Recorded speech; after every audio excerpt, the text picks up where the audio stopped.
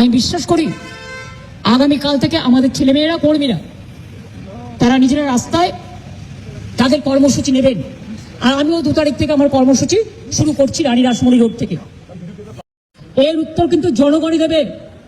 আজকের দিনটাই সব নয়। আজকের দিনটাই যে অত্যাচার আপনারা দেখালেন, আমাদেরও সরকার ছিল, কোনোদিন আপনাদের গায়ে আমরা টাচ করতে দিইনি। আজকে যে ঘটনা তারা ঘটাচ্ছেন, এর থেকে লজ্জাজনক ঘটনার কিছু হতে পারে না। তবে এই ঘটনা ঘটিয়ে ওকে আজকে মানুষের আশীর্বাদে বেঁচেছে, মানুষের দোয়ায় বেঁচেছে, মানুষের শুভকামনায় বেঁচেছে। তৃণমূল সরকার যখন ক্ষমতায় ছিল তখন কারোর অবস্থা এরকম হয়নি, এরকমই দাবি করলেন আমাদের প্রাক্তন মুখ্যমন্ত্রী মমতা ব্যানার্জি। সত্যি কি তাই? সত্যি কি সবাই সুস্থ সবল ছিল? কিন্তু অভিষেককে মারল কে? অনেকেই এই ঘটনাটিকে বিশ্বাস করতে পারছেন না। অনেকেই মনে করছেন যে এটা হয়তো আমি বিশ্বাস সাজানো করি কোনো প্ল্যান হতে পারে। আগামীকাল থেকে আপনাদের আমাদের মতামত ছেলেমেয়েরা অবশ্যই কর্মীরা কমেন্ট করুন।